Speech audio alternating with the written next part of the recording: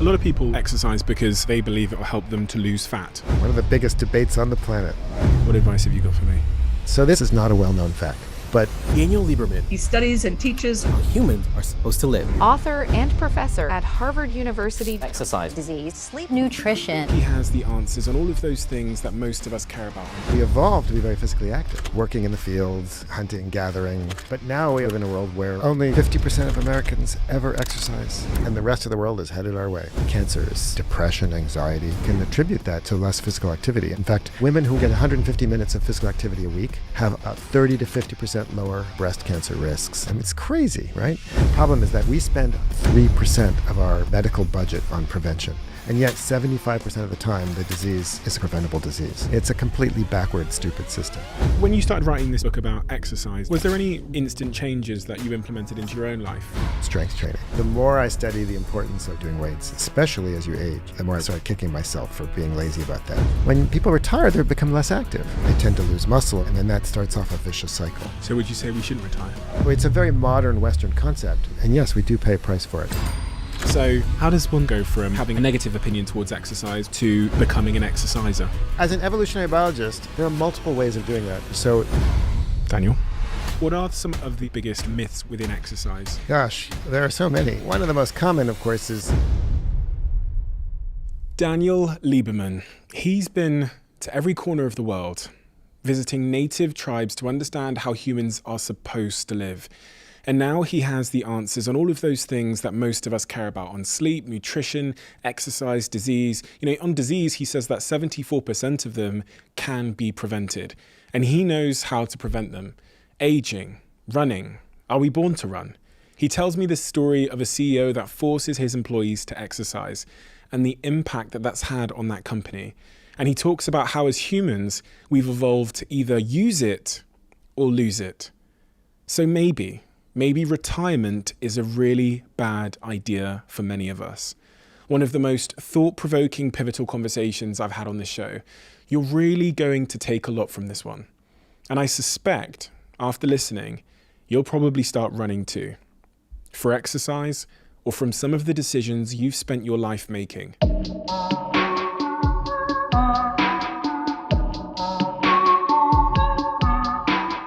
Daniel, your work is so incredibly impressive, reaches such an incredible depth, charters new territory, and it's been an unbelievable, clearly very passion-driven career you had. So my first question for you is, why are you doing this? It's a good question. I started off being obsessed by human evolution. Ever since I was a kid, I was really interested in human evolution, and I spent much of my early career working on skulls and heads and why they are the way they are. And then I kind of got involved in public health and issues of health and disease kind of through the back door. I sort of slowly shifted my research trajectory towards studying the evolution of running and then the evolution of physical activity and its relationship to health and disease. And I've become part of a movement that's often known as evolutionary medicine, which is how to apply evolutionary theory and data to issues of health and disease. Evolutionary medicine. I've never heard that term before, but I love it. Where has your work on evolutionary medicine, let's call it, where has that taken you? Where has it taken you to learn, to research, to study? So much of what we think about in terms of health and disease comes from a tiny fragment of the world's population. Almost entirely, like 90% of all the medical information comes from people from the United States, Canada, Europe, and Australia. So in order to study how bodies really work and how our bodies evolved to be, you have to leave places like Boston, where I live, and go to places like Africa or Mexico or wherever to look at other populations and look at how those populations are transitioning to lifestyles like mine. And so we've been working in Kenya for the last 15 years or so. And I've traveled to some other parts of the world as well, India, to kind of collect some data, but mostly in Africa. After doing all of this work and after taking in all of this information, how has it shifted your perspective on running, exercise more broadly? Have there been any sort of significant cognitive perception changes? Yeah. I actually had it doesn't happen very often, but I had kind of an epiphany moment when I was working in Mexico. We were collecting data on the Tarahumara, also famous for their long-distance running. And there was this elderly guy, he's about 70-something years old, and he's famous for his distance running. And I was asking him how he trained, and I had asked this question of a whole bunch of other people. And the translator I was working with was always struggling to ask that question, because it turns out there's no word for training in that language. The concept of training doesn't exist. So she was trying to explain to this guy what my question was. And I could, even without a translator, I could figure out just from his tone of voice. He was like, why would anybody run if you didn't have to? And I suddenly realized, yeah, of course, exercise is a very weird thing, right? If you're a farmer and you're working super hard every day in the fields without machines and whatever, or if you're a hunter-gatherer and you're walking, 5 to 10 miles a day and digging and throwing, doing all kinds of hard work, and you're barely getting enough food, why on earth would you go for a needless 5-mile run in the morning? I mean, it's crazy, right? The most viewed videos of yours and the most viewed moments in those videos address one question. Do you have any idea what it might be? No, actually. The biggest myths in exercise. Right. And I think you actually pointed out one there with the insight you got in Mexico. The way we exercise, going to gyms, practicing, is the natural or human, but evidently it's a consequence of the privilege of our lives and the comfort we have of not having to seek out our dinner every day. What are some of the other biggest myths within exercise that you've come across in writing this book? Gosh, there are so many. I had to actually limit it to 10. So I think if you want to understand physical activity and exercise, you also have to understand inactivity. And I think one of the biggest myths out there is that you need 8 hours of sleep a night, and that sitting is the new smoking. That basically, and if you think about those two different myths, why is it that we're constantly told to sleep more and to sit less? Actually, it seems a little contradictory to me, right? And it turns out that that let's take sitting first. So, there are all these these slogans like "sitting is the new smoking" and it's really bad for you. And every time you sit in your chair, you lose 2 hours of your life and whatever. It turns out that all animals sit, right? My dog sits, cows sit, chickens sit, every animal sits, and hunter-gatherers also sit. In fact, if you some of my students actually put sensors on hunter-gatherers, and we're doing some research in farmers as well, but they sit just as much as Westerners. So sitting there's nothing special about being about today's life. It's that we sit all day long and don't do anything when we're not sitting, right? So if you and furthermore, the big difference is not so much how much we sit, but how we sit. So it turns out that people who if you get up every once in a while, right, interrupted sitting is actually much more healthy than non-interrupted sitting for the same amount of time. So in other words, two people might, in the West, people sit for an average about 40 minutes at about, whereas hunter-gatherers, for example, or farmers in Africa where we work, get up every about 10, 15 minutes. And when you do that, you actually, it's like turning on the engine of your car. You drive it around the block. You're turning on all kinds of cellular mechanisms. You lower blood sugar levels. All kinds of genes get activated. And it turns out that is by far the most important way to sit. So just get up every once in a while. Just pee frequently, make a cup of tea, pet your dog, whatever. Thinking when I'm on planes and I've got a long flight. Yeah, I always sit in the aisle, right? So I can get up a lot, always. And what about sleep then? So sleep is another interesting one. So this idea that that you need 8 hours of sleep has been around for a long time. It's been around basically since the Industrial Revolution. But if you actually, so colleagues in my field, so in evolutionary medicine, have put sensors on people who don't have all the things that we're told have destroyed sleep. So think about it. We're told that TV and lights and our phones and all these things are preventing us from sleeping. Edison destroyed sleep, right? So when you put sensors on people who don't have any electricity and they don't have TVs and they don't have phones and they don't have any of these gadgetry, right? Electricity. It turns out they sleep like 6 to 7 hours a night, and they don't nap. So this idea that natural human beings sleep 8 hours a night is just nonsense. It's just not true. And furthermore, when you start looking at the data, 7 hours. If you graph sort of how many hours a night you sleep on the x-axis and sort of some outcome like cardiovascular disease or just how likely you are to die. It's kind of a U-shaped curve. So people who don't get much sleep are in trouble. But the bottom of that curve is pretty much always about 7 hours. So people actually do better if they sleep 7 hours rather than 8 hours. And yet we're told that if you don't sleep 8 hours, there's something wrong, right? Oh, so you can oversleep. Well, yeah. I mean, there's also some complexity to this too, because of course people who are ill might be sleeping more, and so there's some biases that creep into how you analyze the data. But basically, it turns out that 7 is for most people optimal. But there's a lot of variation, right? Teenagers sleep more, older people sleep less. It's complicated. One of the things that popular in culture as well is this idea of doing 10,000 steps a day. Yeah, now that's fun. That started because of a Japanese pedometer. But right before the Olympics were in Tokyo in the 60s, they had invented the pedometer, and they were sitting in a boardroom, and they were discussing what to call the pedometer. And they picked, out of the blue, they picked 10,000 steps because that's apparently an auspicious number. And it sounded about right. There was no science behind it. Interestingly, it turns out it's pretty good. If you look at steps per day and health outcomes, your average hunter-gatherer walks between 10 to 18,000 steps, depends on male, female, etc. And if you look at steps per day and outcomes, about around 7 to 8,000 steps, the curve kind of bottoms out. Right? There doesn't seem to be a huge advantage to taking more than that per day in terms of large epidemiological studies. So it turns out to be not that bad a goal, but it's not a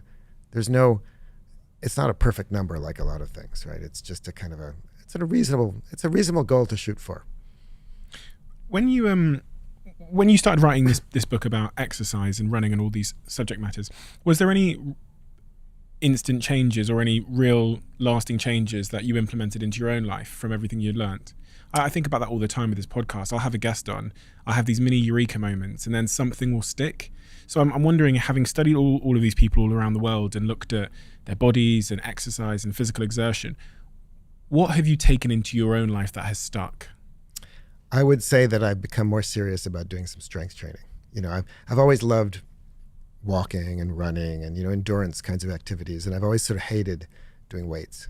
I just don't like it, and I'm a wimp. I'm not a very strong person, and people tend to do what they like, right? You get reinforcement from it, and the more I study the importance of resistance training, and the more I study the importance of doing weights, especially as you age, the more I started kicking myself for being lazy about that. So now I try to do good 2 strength workouts out of every week at least, and take it more seriously, because especially as you age, loss of muscle mass can be really debilitating. There's the technical term for that is sarcopenia. Sarco is the Greek word for muscle, and penia is loss, so muscle loss. So as people get older, they tend to lose muscle, and when you do that, you become frail and you lose functional capacity, and then that starts off a vicious cycle, right? Once that happens, then you'll be less likely to be physically active.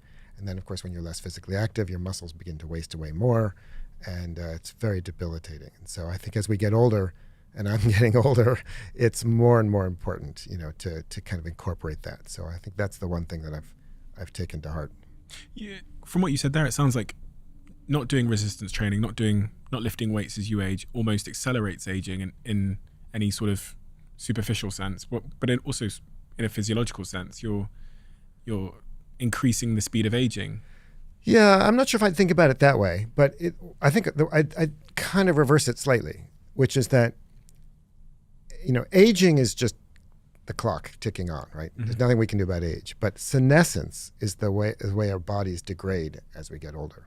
And what physical activity does, actually maybe the most important thing about physical activity, is that it slows senescence, especially for certain organs and systems. And there are different kinds of physical activities. So there's endurance physical activities, like running, walking, et cetera, swimming, and then strength or resistance physical activities. And they have different kinds of ways in which they slow various properties of senescence, which we, colloquially call aging.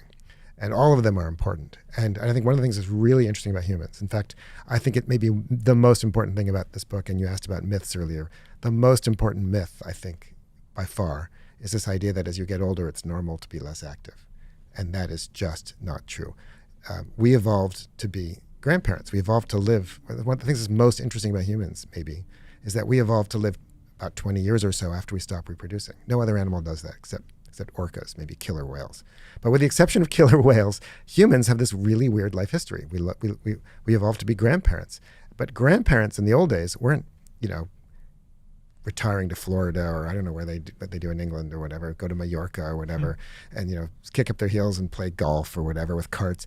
Grandparents in the olden days, right, or in many cultures still today, are working, right? They're working in the fields, they're hunting, they're gathering, they're getting food for their children and their grandchildren, they're helping with childcare. And that physical activity is, that's what their job is, to be physically active. But in turn, that physical activity turns on an amazing suite of physiological processes that counter aging.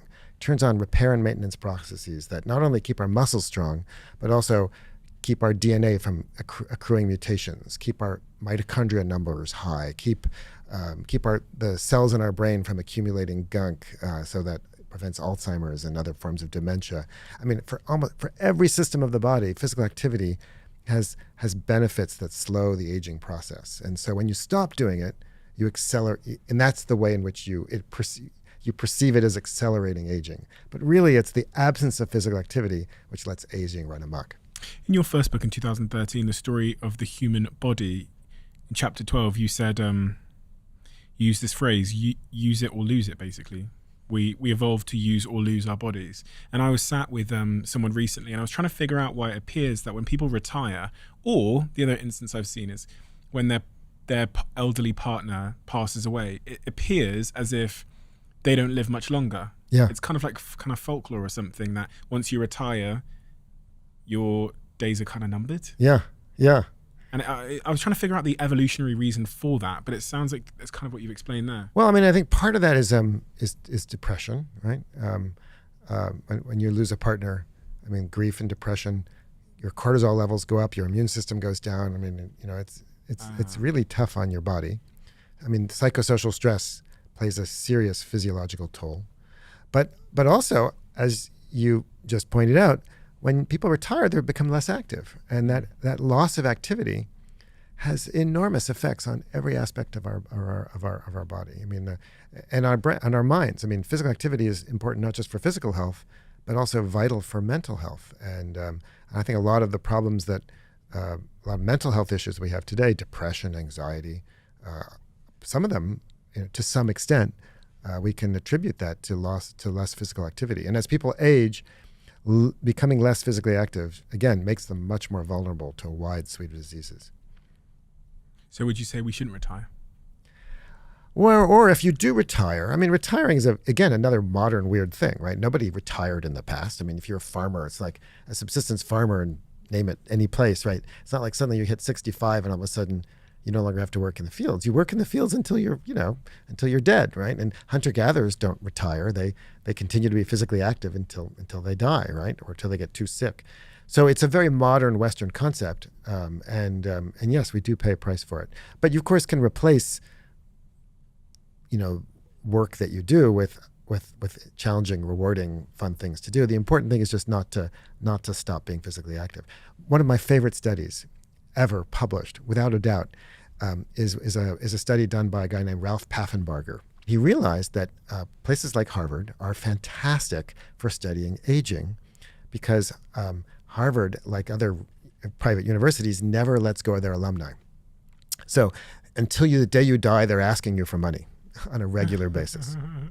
and so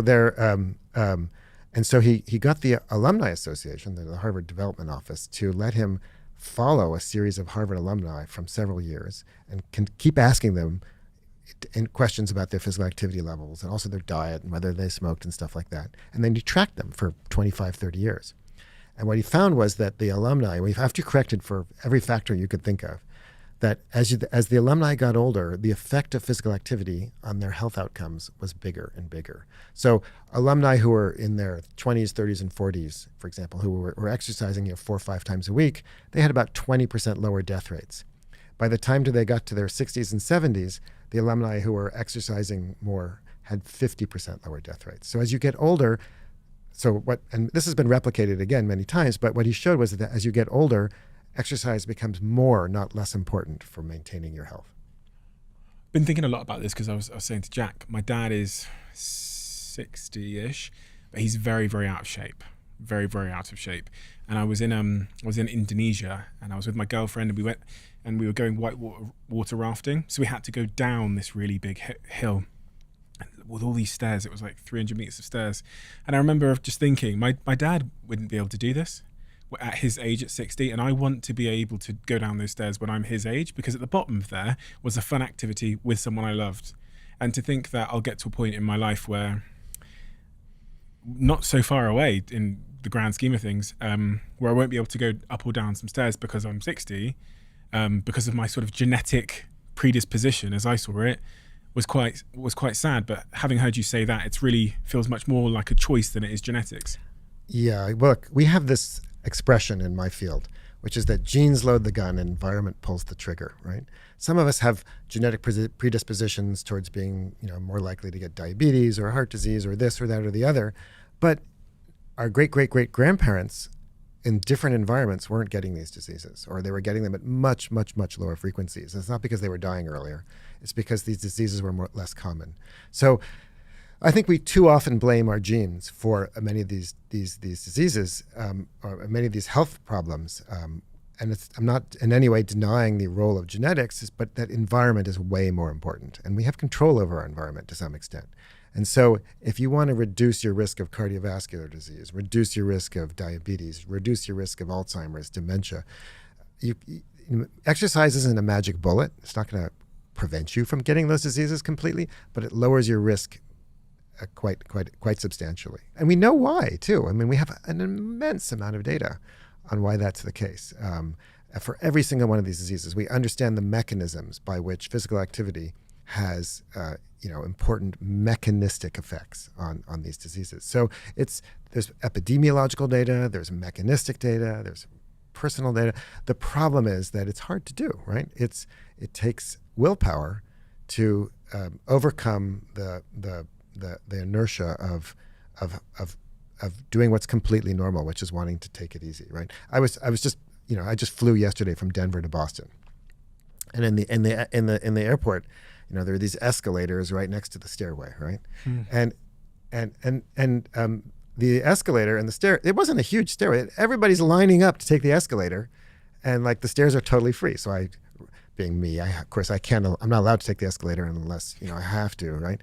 So I ran up the stairs, but those people taking the escalator, there's nothing wrong with them. They're not lazy. It's just an instinct, right? It's an instinct to take it easy when you can, right? Because we now live in a world where everybody can do that, right? Because we have escalators and lifts and cars and shopping carts and all these wonderful devices to make our lives easier. And now you have to overcome this fundamental basic instinct to take it easy in order to be physically active. And that's basically what exercise is.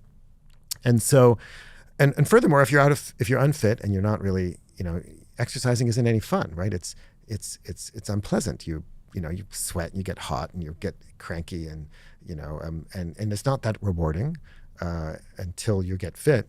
And so people hate it, right? And then we blame them for being lazy, but they're actually just being normal. And I think we need to have more compassion towards people who struggle to exercise. Quick one before we get back to this episode. Just give me 30 seconds of your time. Two things I wanted to say. The first thing is a huge thank you for listening and tuning into the show week after week. It means the world to all of us. And this really is a dream that we absolutely never had and couldn't have imagined getting to this place. But secondly, it's a dream where we feel like we're only just getting started. And if you enjoy what we do here, please join the 24% of people who watch this channel regularly and have hit that subscribe button. It means more than I can say. And if you hit that subscribe button, here's a promise I'm going to make to you.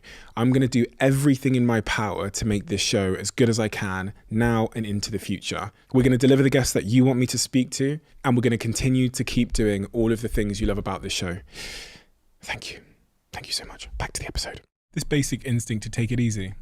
Are we evolved to be lazy, take escalator riders? Well, I wouldn't use the word lazy, but we are evolved to take it easy, to rest whenever possible, right? So we've now got ourselves into a bit of a comfort crisis here because everything in our lives is optimizing us for convenience and ease. Right. And well, it's also, it sells, right? I mean, comfort. I mean, who prefers to sit in economy as opposed to business class, right? Nobody, right? Comfort is nice, right? Who prefers shoes that are uncomfortable, right? Comfort's, we love comfort, right? But since when is comfort necessarily better for you, right? I mean, are comfortable shoes actually better for you than going barefoot? Or the comfortable chair is better for you than, or taking the lift better for you than taking the stairs? It is in the short term, or at least it appears to be today. Right. Yes, because we often value the short-term benefit over the long-term cost, right? That's hyperbolic discounting is the technical term for that. But so we live in a world where we pay extra for comfort, and we'll prefer it. But now we also live in a world where we have to now go out of our way to be physically active because it's no longer necessary. And so again, I go back to my original statement, which is that people evolved to be physically active for two reasons and two reasons only: when it's necessary or rewarding. When we don't make it necessary, we need to figure out ways to make it rewarding. And that's hard. It's very hard. Making it rewarding.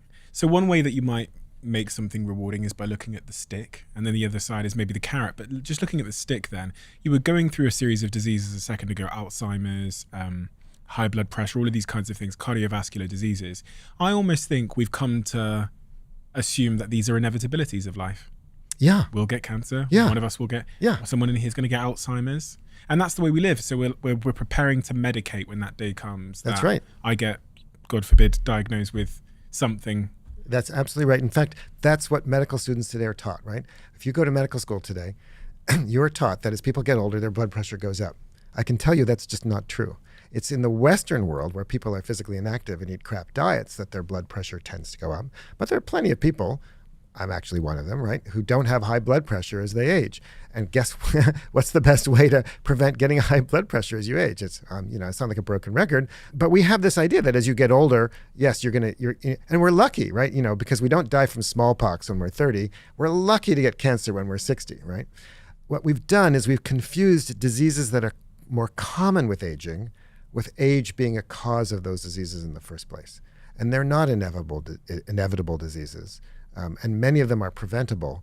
And the problem is that in our society, we don't value prevention very much. We may talk about it, but we don't really put our money where our mouth is, right? In the U.S., which is arguably one of the worst healthcare systems, it is the worst healthcare system among the industrialized Western world, we spend approximately 3% of our budget, our medical budget, on prevention.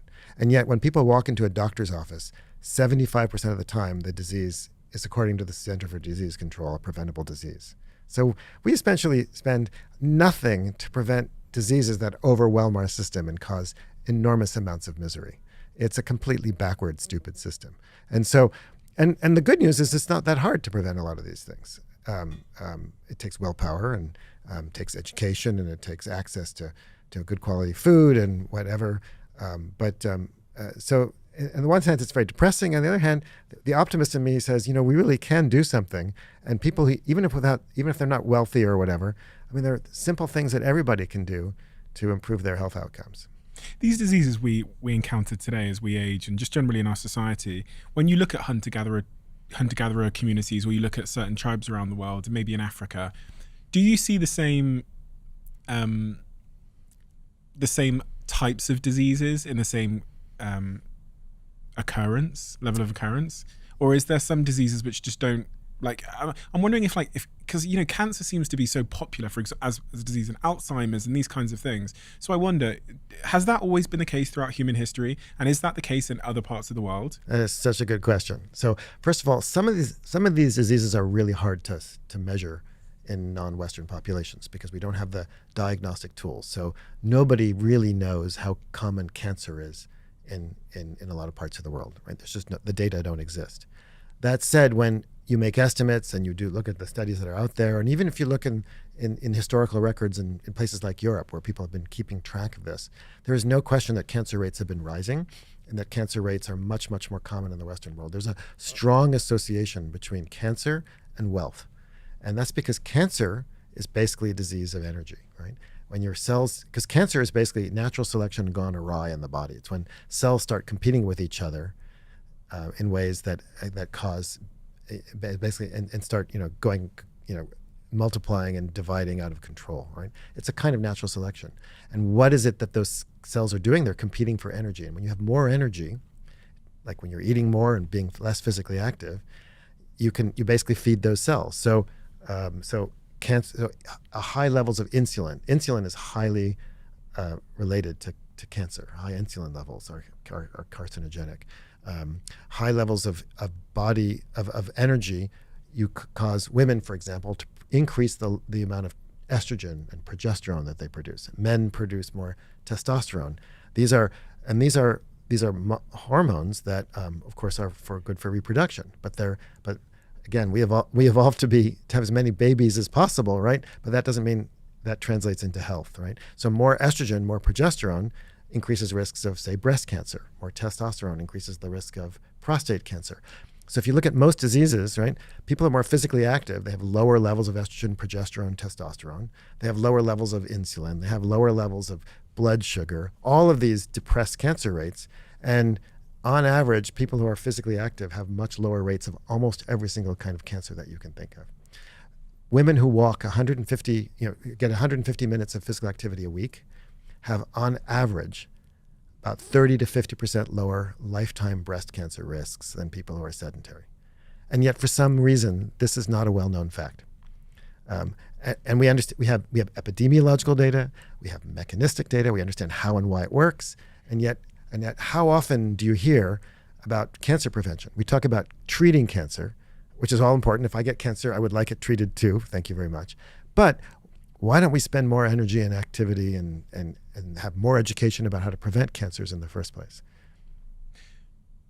Physical I've never heard that before, so that's really helped me to add more value to exercise in my mind. You're talking there about insulin levels and how there's a link between your insulin levels and your chances of getting cancer.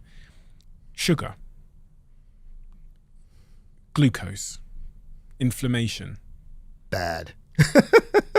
Yeah, I mean, look, if you want to take like the three things you should, if you really care about your health, don't smoke, right? That's kind of obvious. I think everybody knows that. Get some exercise. I don't think you need me to tell you that, right? And cut down on sugar, on foods that are high in sugar and low in fiber, right? That, what we call high glycemic foods. Those are the foods that elevate your blood glucose levels, your insulin levels shoot up. And insulin, the basic function of insulin is what we call an anabolic hormone. Its job is to store energy. Right? Glucose, but also fat. Okay. All right. Okay. So what insulin does is to get energy into cells. So it's like a taxi. It's like an Uber. It's like a taxi, yeah. Well, I mean, it's not a taxi. It's telling other cells to do that. So insulin, for example, binds to other cells that are the actual taxis. So it's like calling the Uber, I would say, maybe, right? And insulin is it's the So when you eat food, insulin levels go up because its job is to store that energy. And when you exercise, insulin levels go down because you want to then use that energy, right? So when cells get more energy, they're more prone to going out of control, basically. And inflammation is caused by you store so much fat in your cells that those fat cells start to swell. And when those start to swell, like anything, right, they start to rupture, they get damaged. And that damage attracts the immune system, and the immune system gets turned on, and that causes inflammation. So too much adiposity, too much fat, over-swollen fat cells is a primary cause of systemic inflammation. And inflammation is like this slow burn in our bodies that causes widespread damage to pretty much everything you can think of. And it turns out that, so the two ways to deal with inflammation are, one, to prevent it, right? So don't eat foods that are pro-inflammatory. Like? Anything with a lot of sugar, basically, right? The sugar is highly inflammatory, or trans fats are highly inflammatory. But also, turns out, many people don't know this, but you also want to turn down your immune system, right? You want to turn the dial down. And I don't know, I'll just give you one guess what it is that does that. Exercise. And the way it does that is that when you're physically active, you're using your muscle cells. It turns out muscles are also an endocrine organ. Your muscles are producing a molecule called interleukin-6, IL-6, that in low levels is pro-inflammatory, but at high levels, it's actually anti-inflammatory. It turns down inflammation. And your muscles, because a third of your body is muscle, right? When you go for a run or swim or bike ride or whatever, you're producing a ton of this stuff, and it turns down levels of inflammation. So people who are physically active, even if they're overweight, are actually controlling and regulating their inflammation. And we never evolved to regulate inflammation because we never evolved to be physically inactive. Until recently, nobody was physically inactive unless they were dying, right? So we never evolved an alternative mechanism to regulate our inflammation other than physical activity. And we didn't live in a world with this much sugar. We never lived in a world. I mean, it's astonishing. You pay more money for foods today that have less sugar added. Right? I mean, that's just ridiculous, right? Because it's so cheap. And sugar is, everybody loves sugar. I mean, I've gone hunting with hunter-gatherers, foraging with hunter-gatherers. And I can tell you that they're honey addicts, right? I mean, I've gone out with these guys and they go from, if they fail in their hunt, like by 10 or 11, if you haven't killed an animal, that's it for the day, right? And then it turns from being a hunting expedition to a honey collecting expedition. And they'll go from hive to hive to hive, get smoke, burn out the bees, and just gorge themselves on more honey than I could possibly imagine to eat. Except these are lean, physically active hunter-gatherers, and they handle it just fine. But it's the Paleolithic equivalent of eating Mars bars all day long. But they've been out doing physical activity for how long? Yeah, I mean the average day is about 15 kilometers of walking with some running. Yeah, so they're they can cope with it. How many hours is that? Oh, that's 2 to 3 hours probably. Okay, so from that I have garnered that I need to do 15 kilometers a day for 2 or 3 hours every day. Well, remember, it's not a prescription, right? So that's a kind of like the paleo fantasy, sort of naturalistic fantasy that if you live like a hunter-gatherer, somehow your world will be perfect, right? Mm. That's basically what the paleo diet is sort of all about, right? And that's not true either. Yes, you need to be physically active, but it turns out that a certain amount, if you're any physical activity is better than none, right? And if you look at the kind of any curve of any output, any health outcome, like how many years you live or whether you're less likely to get cancer or heart disease or whatever, any little physical activity, your curve starts to fall quickly, right? Your likelihood of cardiovascular disease starts just, a few minutes a day of exercise has big benefits. But eventually that curve flattens out, right? And it flattens out well before the hunter-gatherer level. So you don't need to be a hunter-gatherer in terms of physical activity to get the benefits. I've asked a few people this question. I don't think anyone's really answered it, but I suspect you might be able to. If you were responsible for redesigning the nature of our modern world to make it more matched and less mismatched, what are some of the first things you would do to help society benefit in terms of our happiness and our health? I think about this all the time because we don't seem to be turning around. We seem to be hurtling in a direction kind of unconsciously towards artificial intelligence and moving less and being more sedentary and taking pills more to fix everything, lonelier than ever before. And I go, if we were to redesign it, blank canvas, piece of paper. It's a tough question because we've essentially given ourselves what we want, right? I can go into a supermarket and I can do something that's unimaginable until recently. I can have basically anything I can eat better than the King of France, a few generations ago. I can New York, there's like every cuisine possibly available to me. I don't ever have to climb the stairs. I can take elevators. I mean, we've made our world so convenient and comfortable, and yet there are consequences to many of the things that we crave and want. So, in an ideal world, you have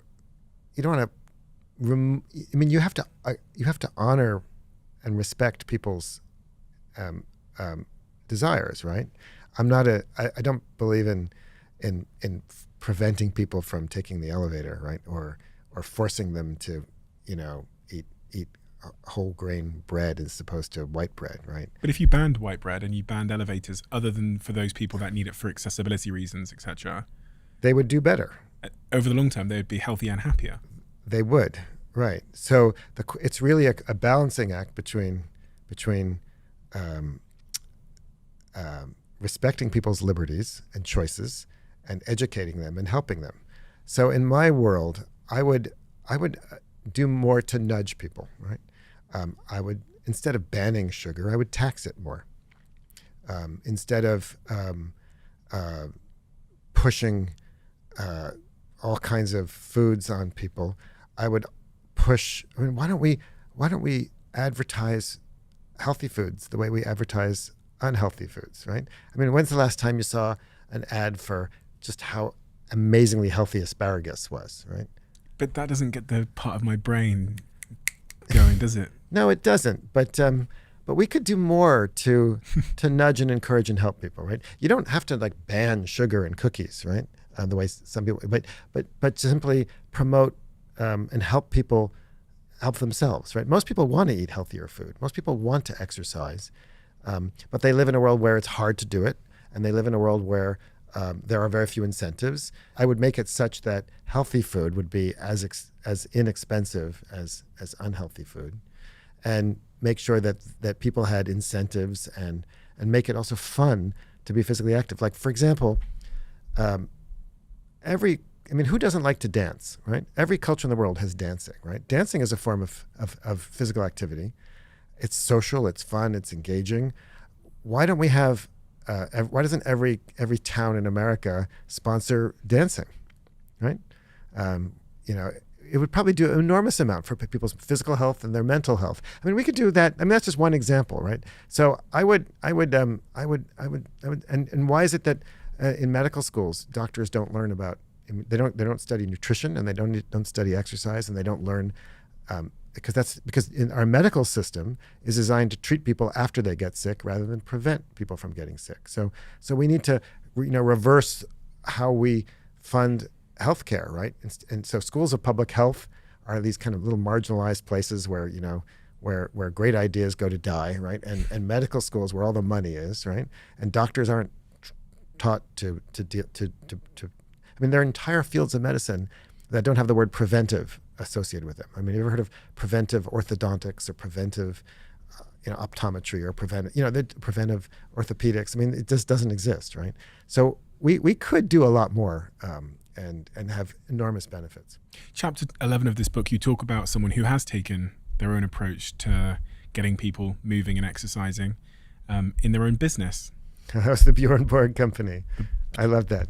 Bjorn Borg company. Can you tell me about that company? Yeah, so I was I was curious about this idea of how to help people be more physically active, right? And again, my fundamental hypothesis is that we evolved to be physically active either when it's necessary or rewarding. And so I was curious if there was any companies in the world that have made physical activity necessary. In other words, what if we forced people to be physically active? And I found one. So far, I think there's only one company in the world that I know of. Maybe there's some others, but this is the only one I've ever found so far. And it's the Bjorn Borg Sports Company in Sweden, where the CEO of the company is this crazy sort of exercise addict. And he requires every member of the company to exercise. They have sports hour every Friday at 11 o'clock. So I actually, when I was searching around and I was thinking, working on the book, I actually, I found an article about them, and I clicked on the company website. And you know how most companies have a little contact us? Mm-hmm. So I clicked on the contact us, and I wrote a little note saying, Dear Bjorn Borg Company, I'm a researcher and evolutionary biologist. I'm interested in exercise, and I'm fascinated by how your company requires people to exercise. Could I learn more? And the next morning, there was an email from the CEO of the company saying, why don't you come and visit us? So I hopped on a plane a few months later, went to Sweden, and they let me. He was so nice. He just let me just go anywhere in the company. And I went to Sports Hour, and I talked to employees throughout the company, and it was fascinating. I mean, a lot of the employees of the company, first of all, a bunch of people apparently left the company when he took over as CEO and required this. But it doesn't matter who you are. You could be working in the mailroom. You could be the CEO. You could be a visiting board member. Whoever you are, if you're there on Friday, you have to go exercise with them. And they have this pretty serious kind of exercise thing. And apparently some people quit. But pretty much everybody else said, it's actually a pretty damn good thing. Do you agree with that approach? Well, yes and no. Every university in the world used to require, and every school, right, supposedly requires exercise, right? I'm sure you had physical exercise, some kind of phys ed required in your school. Those standards are slipping around the world, and more kids are doing less and less in school. Universities are no exception. It used to be that all universities required some degree of physical education. Mine was no exception. In fact, Harvard was a leader in that back in the 100-something years ago.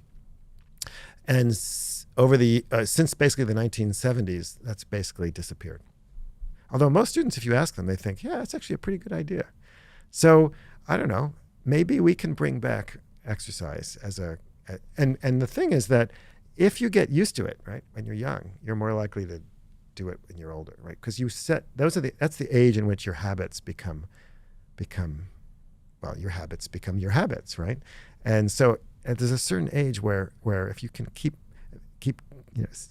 get that, make it a habit, you're probably more likely to continue doing it for the rest of your life. We kind of see it as overreach, don't we? I was thinking about if I was to announce one of my companies that everyone is now required to exercise, it would seem like tremendous overreach. If I announced that everyone is required to read a certain book, they'd do it and it'd be fine. And it might be seen as a positive thing, right? It might be a representation of our values, that we are learners and we're innovators and we keep, nourishing our brains. But if you turned around to your team and said, listen, you're all required to go for a run every day or something, it just feels personal. Yeah. Like that's not the responsibility of an organization to tell me to go exercise. But we have company, retreats. I mean, we do all kinds of stuff where people are required to do it. So I don't know, I challenge you, try it. What we do and what we've always done, we even do it with this team, the Driver CEO team is about 30 people. So we have a fitness channel in the company Slack channel, the communication channel that we use. And in that channel, and we did this at my previous company as well, where we would enable and facilitate. So someone started a women's football team, so we enabled it and promoted it. Someone started a men's football team, so we enabled it and promoted it. And this also applies to non-physical sort of exercise-related clubs, like someone starts the reading club, and we enabled it and promoted it. And we also paid for it. If they need new kits, for example, when the women's football team wanted to have their own uniforms, we paid for it because we saw a huge value in terms of staff retention, connection, community, and all those things that actually lead up to staff retention. If we could have more social clubs outside of the office, if you're thinking about leaving a job, there's a number of things you weigh up: the pay, the job, whatever. But you also weigh up how the community, like the group of people I love and how much they bring to my life. And I actually think in the remote working world, it's something that CEOs and leaders have really not paid enough attention to, that if they really want to retain their team members, they should have them together as much as they can, even outside of the office, bonding in a world where screens are on the rise and pubs are on the decline and social activities and churches are on the decline. There's less sort of institutions that connect us socially. Work has a big opportunity to do that. So one of my big things always in my head is like, how can I get the team members of my companies to hang out more? And a multiplier to that is, how can I get them to hang out more and move their bodies more? Because then they'll feel better. Right. Well, think about it. It's play, right? Play, yeah, exactly. And I mean, and play is another thing we evolved to do, right? What kids play, and we're one of the few species that plays as adults, right? Mm-hmm. And what is play? Play is a way in which you learn cooperation, you build community, but you also move your body, right? In the first chapter of your book, you say that you went to visit the Native American tribe, and I'm going to try and pronounce this, the Tarahumara. And they're famous for their long running. Yes. What did you learn about running from them? Well, they have been famous for well over 100 years. I mean, many people have gone to study the Tarahumara and have commented on their amazing ability to run. But what I really learned from them is that for them, physical activity is spiritual. There's this book, Born to Run, that describes their running and calls them a hidden tribe of super athletes. They're not hidden, and they're not super athletes. And the one thing that the book missed was that the main impetus for the running, they do these famous long distance races, is that it's a form of prayer. It's really very beautiful. And it's a metaphor for life, and it's also an opportunity to bet and sports and all that. It's all wrapped into one, and what I've learned was that this actually used to be almost universal among Native American populations, right? Native American tribes. Everybody had long distance races and ball games, and they were all had a spiritual element. It's just that they've retained their traditions because they're in a very remote part of Mexico that's essentially inaccessible. We all used to do this. All humans used to do this. And in fact, if you look around the world, every population has a tradition of endurance events. Some of the subject matter you talk about in your book, but also outside of your book, is how we used to run. In terms of, I was at the foot doctor. What's it called? I don't know what they're called. Orthopedic. Podiatrist. That's what I said. But podiatrist. What did I say? But I went to the podiatrist the other day because I got this, what's it called when you're, I'm going to point at it on my foot. This part of my foot here started to get lots of pain. Plantar fasciitis. That's it. Plantar fasciitis. I started to get some plantar fasciitis. That's no fun. And it was just this ongoing pain. And they prescribed me some insoles. I stood on a couple of machines, some soft stuff, and they measured my foot and took this scan of it and said, right, basically you're standing wrong. Your arch is a bit too flat. Take these insoles and wear them in all of your shoes. And I always think in these moments when someone prescribes me something that's not natural, I go, why? Like, where did I go wrong? And I think that's the key question. Where did I go wrong? Who lied to me? To the point now that at 30 years old, I have these bloody insoles that I have to put in all my shoes. Because presumably that's not natural. Presumably my ancestors don't have bloody insoles. Yeah. So plantar fasciitis is what I would call a mismatch disease, right? A disease that's more common or more severe because our bodies are inadequately adapted to modern environments. And in your case, and as is the case with a lot of people, you have a weak foot. So we, you look like you go to the gym. Looks like you're a pretty fit person, right? I'll make a bet you strengthen pretty much every muscle group in your body except your feet, right? No comment. Right. Well, but we don't, right? And one of the reasons is because we encase our feet in stiff-soled shoes that are very comfortable. And the reason the shoes are comfortable is that your foot muscles have to do less work when you're using those shoes, right? We have shoes that are stiff soles, they have arch supports, right? And your foot has 4 layers of muscles in them. And those muscles are supporting your arch. And at the bottom of those 4 layers of muscles is this layer of connective tissue, the plantar fascia. And the problem with the plantar fascia is that if it stretches too much, it, like anything else, right, it gets inflamed.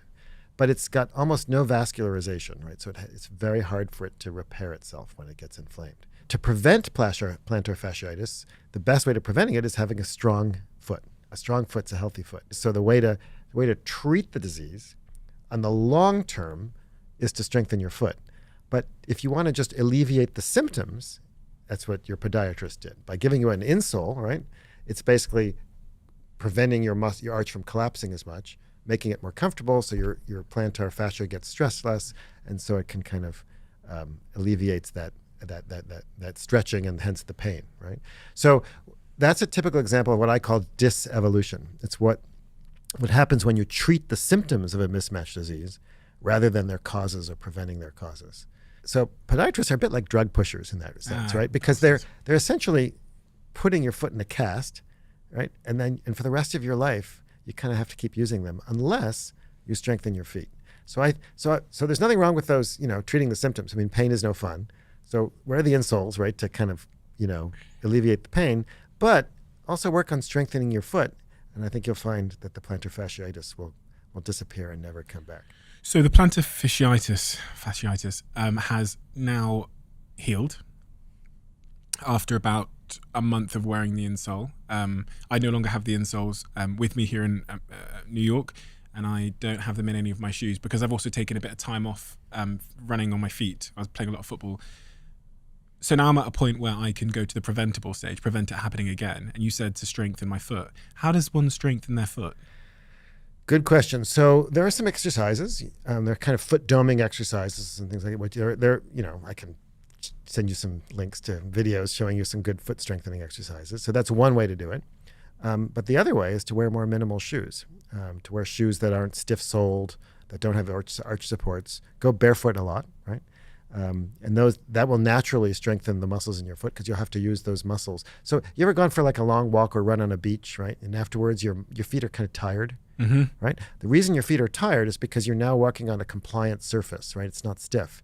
So your muscles are having to work more to stiffen your foot to push you forward, right? Jack, could you go grab the black shoe out of my bag? I just want to show him something. So wearing shoes that aren't as stiff soled, where they don't have arch supports, will slowly strengthen your feet. But, and this is a huge but, if you do too much too fast, your plantar fasciitis will come roaring back, and you'll hate me. You'll never forgive me because, those are Vivo barefoots. I wear the same shoes.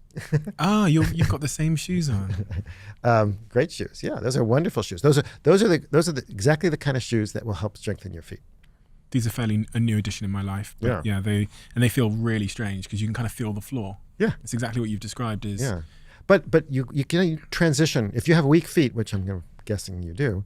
If that's the only shoe you wear all the time, you'll probably regret it, right? So slowly increase the percentage of time that, just like anything else. Like if you like suddenly decide to lift, huge weights that you can't lift before, you'll hurt yourself, right? The same thing is with your feet. So slowly it does it, but if you do it gradually and slowly and carefully, you can build up strength in your foot, and you'll be a happier person.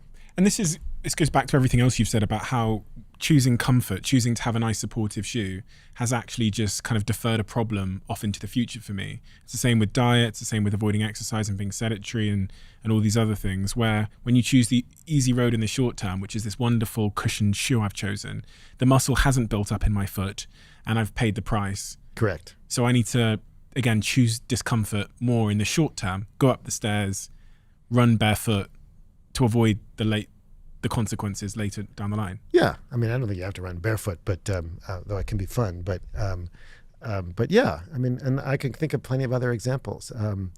We love comfort, but comfort's not necessarily good for us.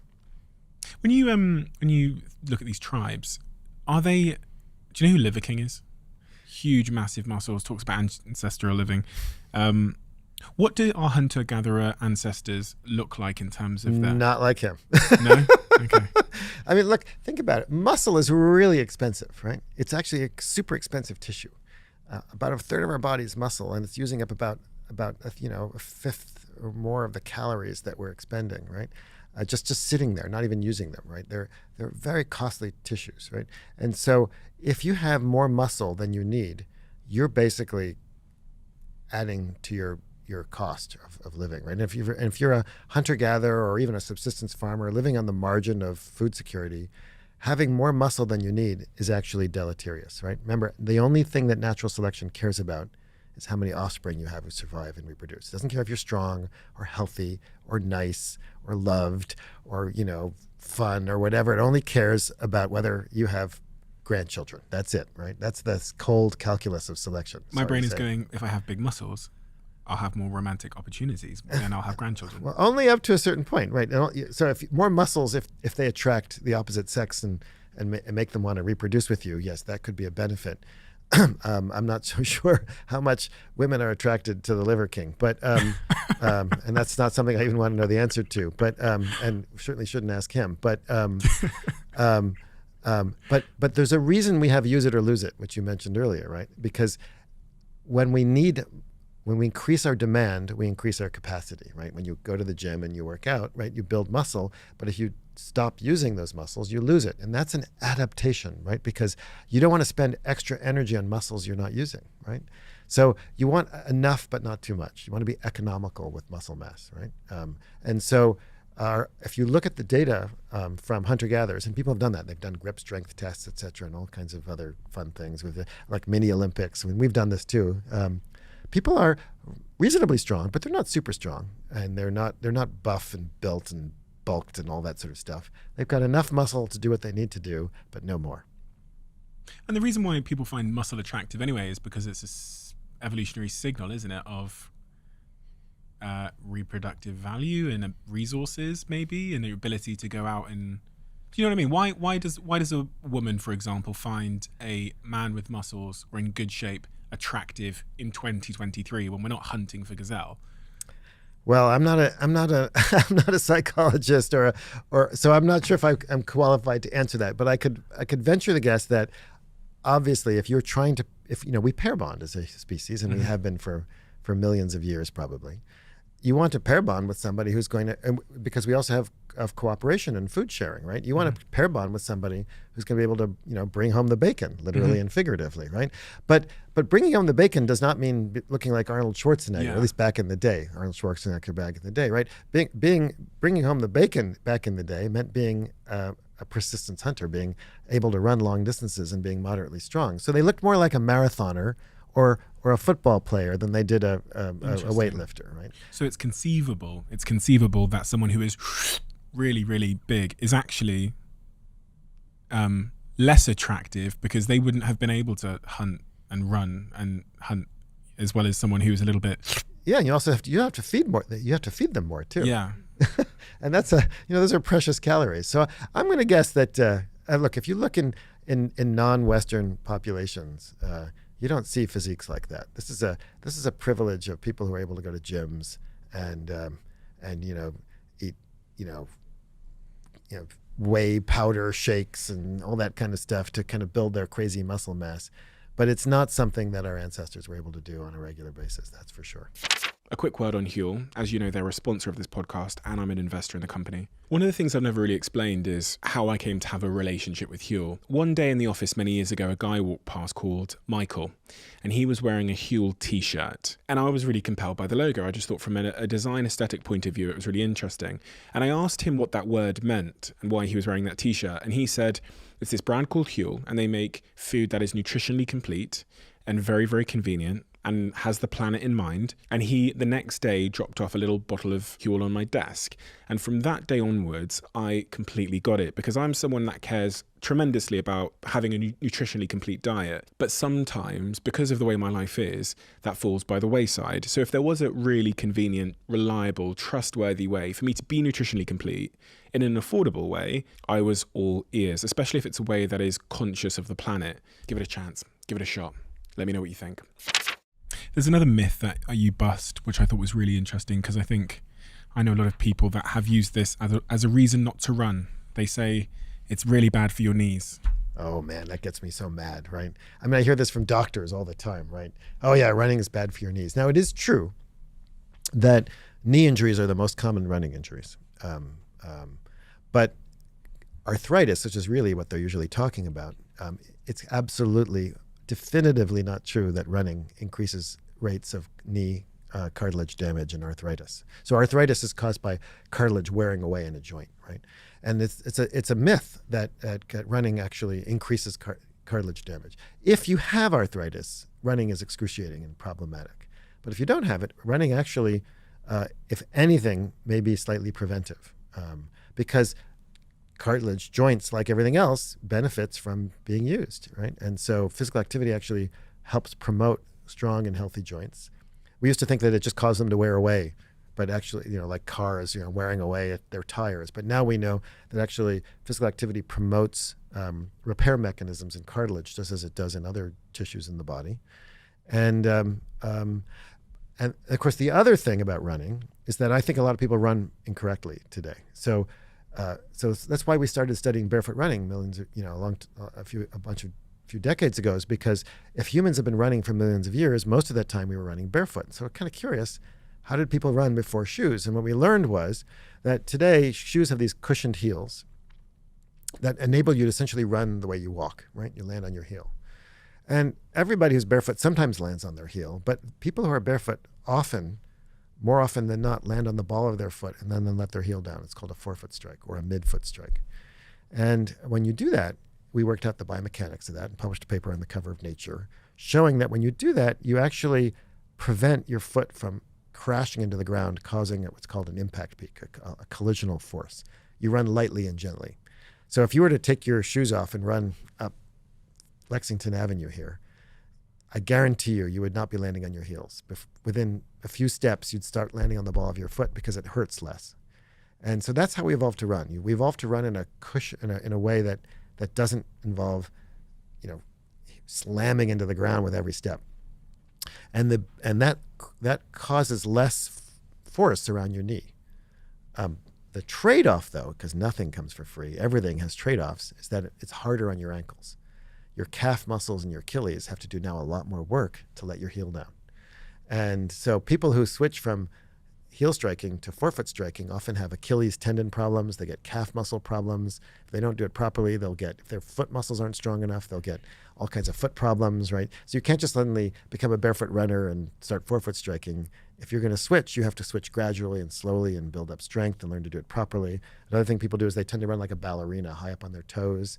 That's really hard on your ankles and your calves. So you got to do it properly, but it can have enormous benefits.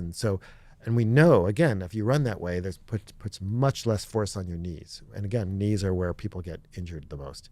So I think a lot of knee injuries come from the way in which we run.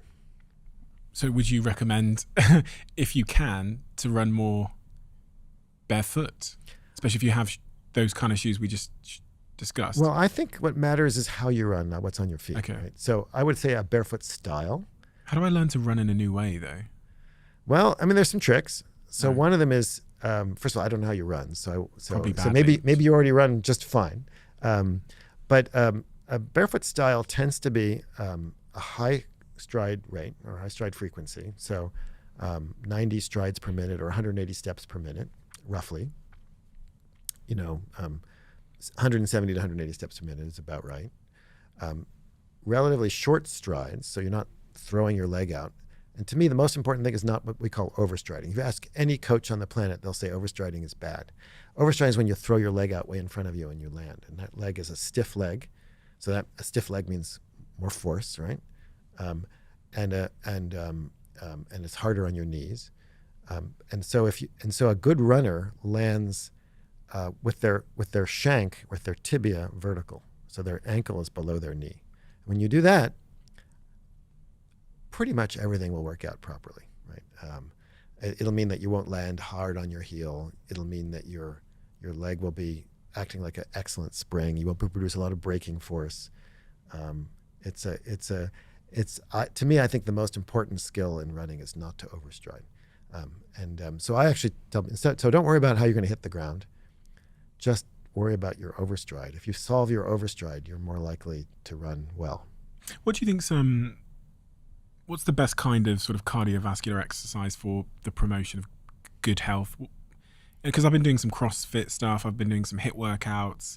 I've been trying not to run because I've had a few injuries. I've been trying not to run as much because it seems to be a little bit more impact than if I'm bullshitting myself there. But so I've been doing some like HIIT workouts for 30 minutes a day when I leave here. Well, you do hit works every single day. Pretty much every day at the moment. We track it with a group of friends we have. There's 10 of us in a WhatsApp group. Whoever does the least workouts every month is evicted. And there's a raffle. So there's a raffle yesterday on the 1st. Was it the 1st yesterday? Yeah. For a new member. And we do that every month. And we've done it for 3.5 years. That's great. I've been in there. I was the first ever member. So I've been in there for 3.5 years. Well, I think, the best exercise is the one you like doing. But is there one that's like better? I think you got to mix it up. There is no one perfect exercise, right? I mean, I think what you do sounds actually pretty good, right? You got a mixture of low, slow intensity, some high intensity. You want to have some strength training. You want to have some cardio. I mean, we never evolved to do one thing, and our bodies are too complex to benefit from just one thing. Mixing it up is the obvious way to go, right? I think the bedrock for any kind of physical, you ask anybody, right? Cardio is the bedrock of exercise, right? It promotes the most health benefits, right? It's good for you're burning energy. It's good for your cardiovascular system. It's good for controlling inflammation. But there are different kinds of cardio, in high intensity versus low intensity, and there's also strength training, right? Which is also important. So there's no. Look, we've tried to medicalize exercise, right? Yeah, it's like there's a proper dose, right? Take this pill, this many milligrams, this many times per week, right? Exercise, it doesn't work that way. There is no optimal dose.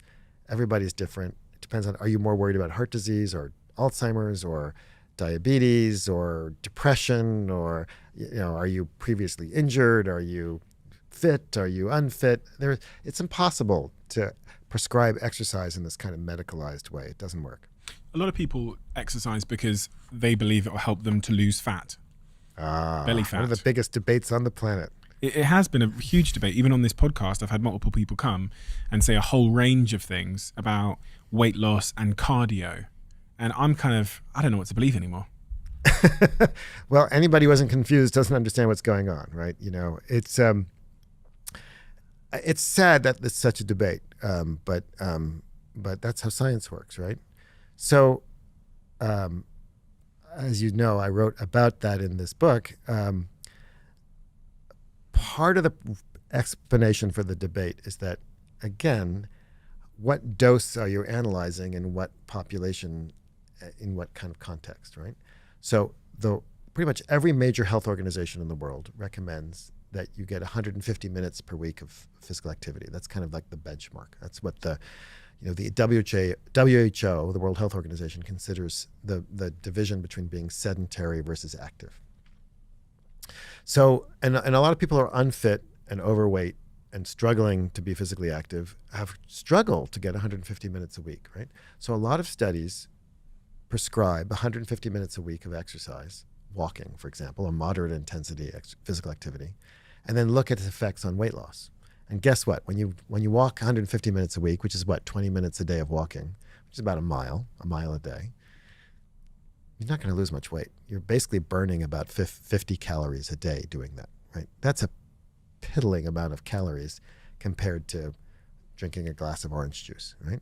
So surprise, surprise, those kinds of studies show that those doses of physical activity are not very effective for weight loss. However, plenty of rigorous controlled studies that look at higher doses of physical activity, 300 minutes a week or more, find that they are effective for helping people lose weight, but not fast and not large quantities. So you're never going to lose a lot of weight really fast by exercising. It's just not going to happen. Because, a cheeseburger has 800, 900 calories. You have to run, 15 kilometers to lose that, to burn the same number of calories. You're going to be hungry afterwards too, so you're going to make some of that back. You have compensation.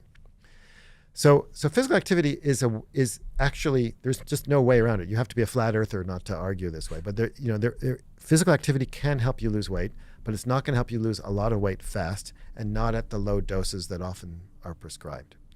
But the one thing that we do agree on, and I think would not be controversial, is that physical activity is really important for helping people prevent themselves from gaining weight or after a diet from regaining weight.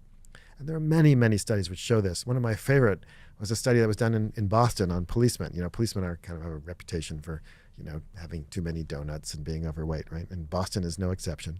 So they did this great study at Boston University, right across the river, where they got a bunch of policemen on a diet, a really severe diet.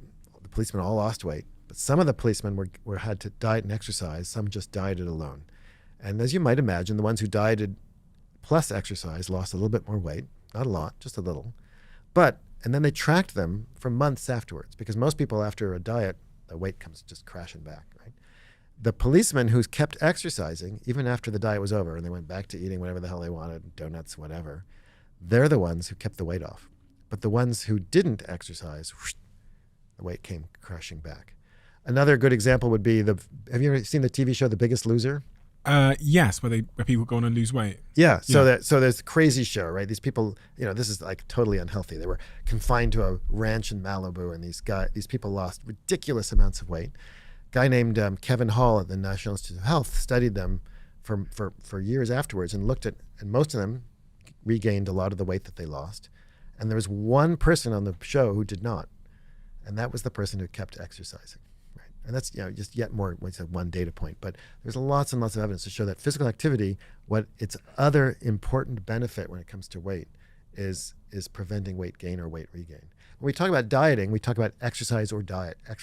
Like, why is it an or? I mean, why isn't it exercise and diet? Diet is, of course, the bedrock for weight loss.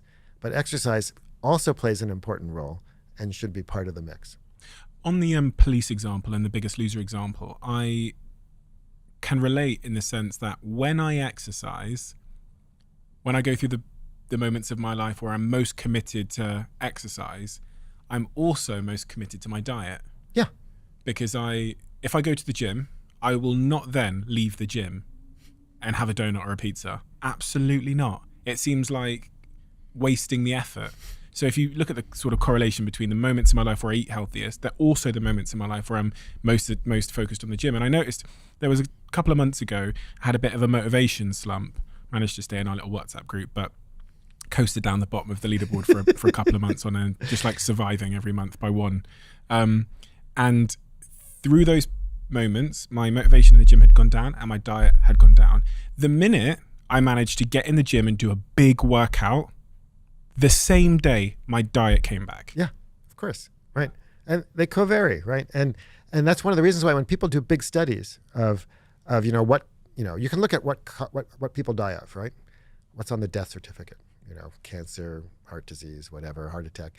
And then you look at what caused the cancer, what caused the heart disease. When people try to do that, it's almost impossible to separate diet and exercise because people who tend to eat better also tend to exercise more.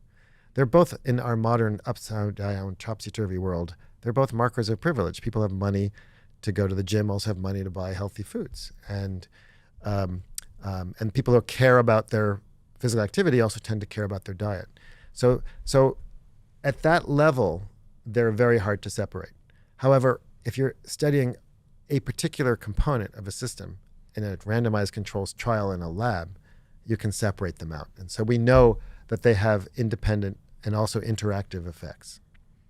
What is the most important thing we haven't talked about, Daniel? I think the most important thing is that we need to be compassionate towards each other.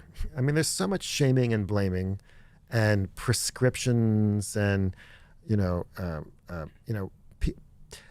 the reason I entitled the book Exercised is that we make people feel exercised about exercise. We make them feel uncomfortable and unconfident and shamed here you and I are having this conversation, but I can tell that you take I know I've listened to enough of your podcast. You care about your health and you care about diet, you care about exercise, and people may look at you and think, gosh, I wish I was like him, but it's just not me. I'm not there, right?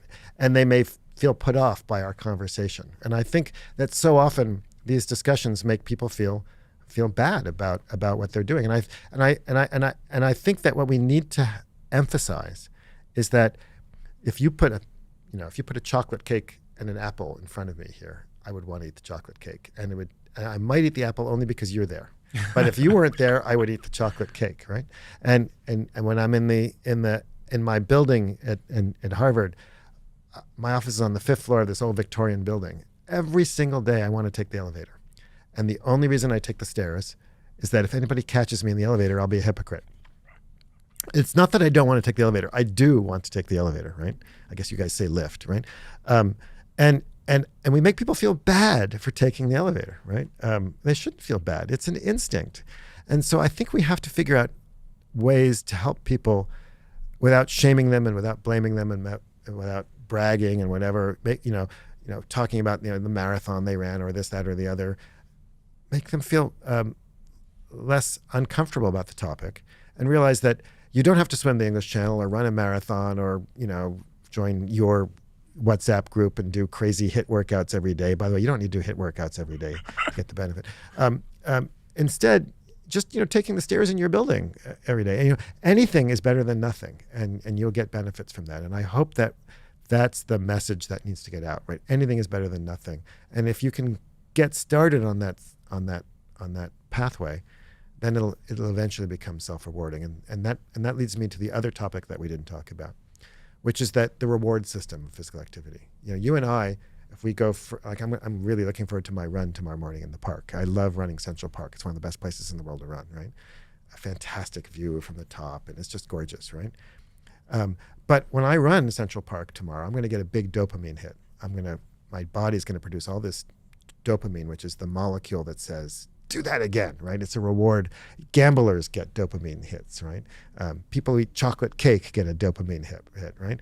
But if I were unfit and overweight, I wouldn't get that dopamine hit. And so when people start exercising, they don't get the reward that people who are fit and accustomed to doing it get. And then they're made to feel bad, like, you didn't enjoy your run around Central Park? Well, it takes months, if not years, before you actually get that reward. And Really? yeah, because just like being overweight causes you to become insensitive to insulin, you become insensitive to all kinds of other hormones and neurotransmitters, and dopamine is one of them. So it's not an instant benefit, right? It's hard. And so we need to be compassionate again towards people who are struggling to become fit and struggling to get the reward. And also, if you're overweight and you run around Central Park, it's like if I were carrying weights and running around Central Park, it'd be much harder, right? It's challenging. And so once you get into that state, it's hard to get back to the state of activity. And so we need as a society to help those folks rather than judge them. Those folks that are struggling, and I was one of those folks that were struggling for many, many years. I would say to myself every year, pretty much all of my adult life, that this was going to be the year that I'd get fit. I'd try all of these various different, fad exercise things, buy all this stuff. I announced in 2017 that I was going to work out every single day, and that lasted for 6 months, and then I yo-yoed back out of that. It never stuck with me until 2020, and I've been exercising 6 days a week since 2020, 82% of days. And I reflect and try and diagnose how I went from someone what was it that changed? And if I can figure out what it was that changed at the most fundamental level in my mindset or my attitude or my life or whatever it was, then I can help other people figure out that too, or at least give them more sound advice, or at least be more empathetic, whatever's required to help them, and I have a platform here where I speak about exercise a lot and these things. So what's your suspicion? What's your suspicion on what it is that makes people go from being, maybe having a negative opinion towards exercise or their ability to be disciplined with it to becoming an exerciser? Do you know? This is a question that obsesses me. In fact, we have a big project right now, a big grant to actually study this. Oh, really? Right now, because the more I study it, the more I think it's social. The more I think that, again, I think people are physically active, i.e. in our modern world, exercise, for two reasons: when it's necessary or rewarding. And what makes it rewarding for most people is the social aspect. And that social aspect can take many dimensions. It can be running with a group of friends, and you might want to go only a mile, but your friends convince you to run another mile, right? And you end up running 2 miles, right? Or you're feeling bad and crappy, and your friends help you do it. Or I'm a running buddy, right? And I often meet friends for early morning runs, and I can tell you that the evening before, it seems like a great idea to meet Aaron at 6 a.m. on the corner of Mass Ave and Linnaean. The next morning at 6 a.m., I want to stay in bed with my wife. I don't want to meet this nasty, smelly guy, at 6 a.m. in the cold and dark. But I agreed to meet him, and out I go, right? And I'm usually glad I did it afterwards. Or, we can go on. There are other social ways in which or dancing, right? I mean, nobody thinks of dancing as exercise, but it's exercise, right? So that's one important social dimension. And the other one, though, is accountability. I describe in the book, there's a friend of mine in San Francisco who's struggling to exercise. So she signed up for a program. It's this company called Stick.com. I don't know if you've run across it, where it's a commitment contract where you send like $1,000 to them and they keep it in a bank account. They probably invest it and make a lot of money on that too. Yeah, of course. But you set up a referee and you agree that I'm going to not smoke or this or that or the other, or in this case, exercise. And if you don't do it, and your referee is, keeping track of what you do, you get to choose something negative. So in her case, her husband is her referee, and if she doesn't walk, I can't remember what, but every day she has to walk a certain number of miles. Her husband will tell her, or tell the website, and it'll send $50 to the NRA that week. Oh my God. And she hates the NRA with a burning passion. What is the NRA? The National Rifle Association. They're the people who are trying to prevent gun control legislation in the United States. And they have effectively prevented gun control legislation in the United States, which is now kills more children than cars in the United States. So if she doesn't exercise, she doesn't do it, then money goes to this organization that she hates. So this is a stick, if there ever was one, as opposed to a carrot. And I don't think every time I see her, I ask her, have you kept up the walk? She says, oh no, the NRA hasn't gotten a penny.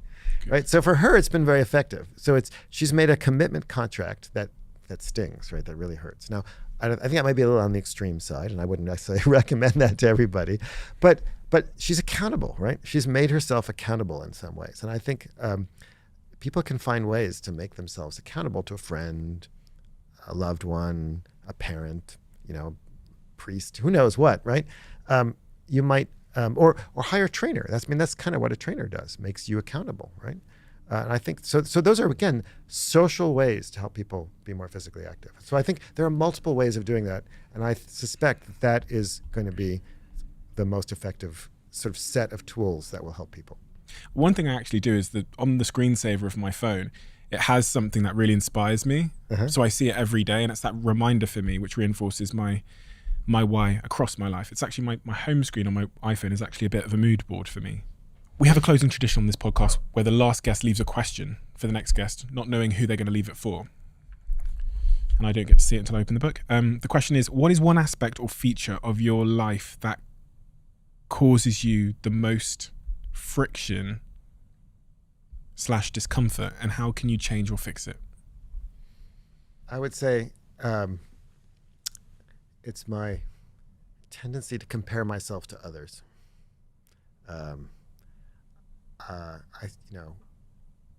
Life is short, life is precious. We're all experiments of one. And when I think about, when I engage in that, so-and-so has such and such, that's a really bad habit. It's a really bad trait. And it never leads anywhere good. It only leads towards either I think about how I have more of something than somebody else. That leads to, I think, unhealthy feelings of pride, or feelings of jealousy. So-and-so has this award or such and such, and that's kind of pernicious. So I think that's a bad habit that I work hard to overcome. Because it changes your expectations of yourself, and that steals happiness? It steals happiness, yeah. It steals happiness. Thank you for the work you do, Daniel. Very important, very, very important, and increasingly important, I think, when we look at the health outcomes, especially here in the United States, of people. I mean, you actually share a number of them in the book, which we didn't really go into, but they're just horrifying. Yeah, it's scary out there. Especially as it relates to exercise. There was one in particular that I wrote down because it horrified me. I can't remember. It was just all the stats around the current healthcare epidemic. Only 50% of Americans ever exercise, ever. Really? Ever? Ever. And only 20% meet those very minimal World Health Organization standards. We're a nation of couch potatoes, and the rest of the world is headed our way. But not if they get this book. Because I think it is a real perspective changer, and it's a real eye-opener, and it's a necessary one. So thank you so much for writing it. You're fantastic at what you do. And I'm now a huge fan of your work after delving in deeper and deeper and deeper. So I can't wait to see what you do next. Well, thank you. And I recommend everyone to go get this book, Exercised, because I thought I knew a lot about exercise, but from reading that and having that window into hunter-gatherer ancestors and tribes and other cultures, it really, that whole idea of a mismatched life, how mismatched my life is in so many fundamental ways, from diet to exercise to socializing, and these kind of books help to realign. Well, thank you. Although it seems that you're doing a pretty good job. I'm trying, I think we're so far from being human, though, that there's still a long way to go for all of us. So thank you, Daniel. Quick one. As you know, Airbnb are a sponsor of this podcast, and I was actually in an Airbnb last weekend when me and my friends had a reunion in New York, and it's from staying in Airbnbs over the years that led me to start hosting my own place. I know friends of mine who actually Airbnb their own place in order to pay for the Airbnb they use when they're away on holiday, which is pretty smart. And maybe you stayed in an Airbnb before and thought, this is actually pretty doable. Maybe my place could be an Airbnb. It could be as simple as starting with a spare room or your entire place. You could be sitting on an Airbnb and not even know it. Whether you could use some extra money to cover your bills or something a little bit more fun, your home might be worth more than you think. And you can find out how much it's worth at airbnb.co.uk/host. Check it out, find out how much your home is worth, and let me know what you think.